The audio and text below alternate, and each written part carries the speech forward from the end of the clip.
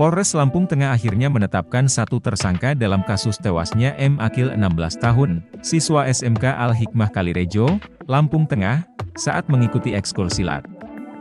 Tersangka adalah Adi Kurniawan 23 tahun, pelatih silat di sekolah tersebut. Meski demikian, Kasat Reskrim Polres Lampung Tengah, AKP Edi Korinas, mengatakan masih harus menunggu hasil autopsi. Edi Korinas mengatakan, hasil PA hingga kini belum didapat. Meski demikian, secara visual terlihat terdapat luka memar di bagian perut dan leher sebelah kanan. Luka-luka inilah yang masih didalami oleh tim forensik untuk mengetahui penyebabnya. AKP Edi Korinas mengatakan, sebanyak 11 saksi telah diperiksa dalam kasus ini. Namun, polisi baru menetapkan satu orang sebagai tersangka, yaitu pelatih silat Adi Kurniawan, warga Kecamatan Kalirejo, Kampung Klidadi. Meski demikian, Edi Korinas memastikan polisi akan memeriksa saksi dari pihak sekolah dan rumah sakit untuk mengungkap dengan jelas kasus ini. Ia menambahkan, untuk mempertanggungjawabkan perbuatannya, pelaku akan dijerat dengan Undang-Undang Perlindungan Anak, yaitu Pasal 80 Undang-Undang Nomor 35 Tahun 2014, dengan ancaman 12 tahun penjara. Kita lakukan tujuannya karena kita menerima laporan setelah 4 hari dilakukan penguburan, baru kita melakukan penyelidikan. Setelah itu kita baru dapatkan bukti-bukti dan petunjuk, sehingga hari ini kita melaksanakan ekshumasi dan otopsi untuk mencari penyebab daripada kematian. Kalau dari hasil hari ini Kita masih menunggu hasil dari pemeriksaan dokter, nanti resminya dokter yang akan mengeluarkan. Secara visual kita melihat memang ada lebam di bagian perut, itu yang kita tandai.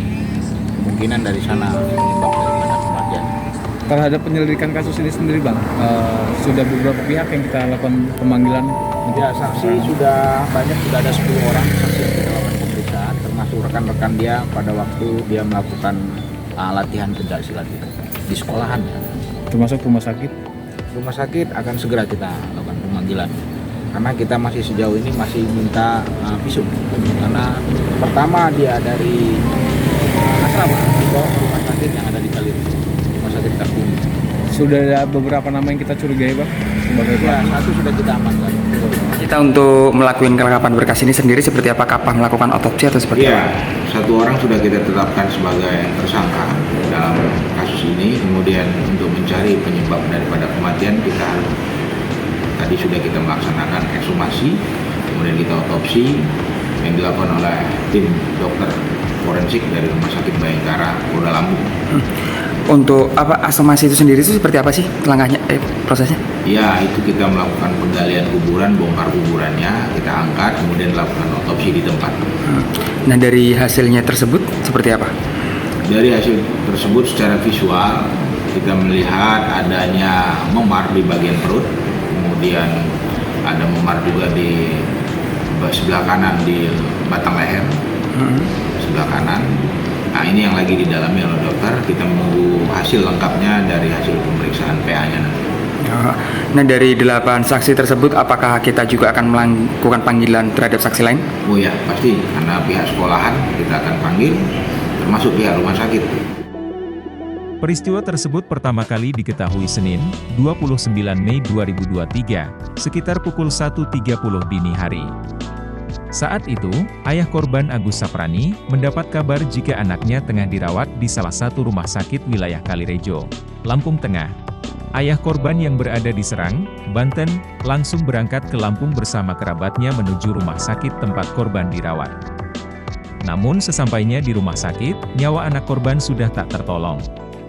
Saat Agus Saprani meminta kejelasan, dirinya mendapat kabar bahwa pihak sekolah dan rumah sakit menyimpulkan bahwa penyebab kematian anaknya akibat infeksi pembuluh darah.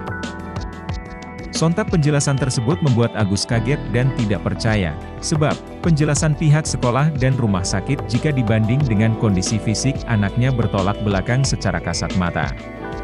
Dari sejumlah luka yang ada pada tubuh anaknya, pihak keluarga menduga telah terjadi tindakan pengeroyokan.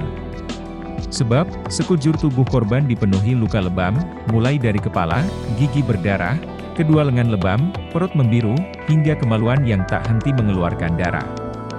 Agus Saprani menduga luka yang diterima anak korban seperti bekas penganiayaan, Karena tidak puas dengan penjelasan sekolah dan rumah sakit, Agus akhirnya melaporkan kejadian yang menimpa anaknya ke Polres Lampung Tengah.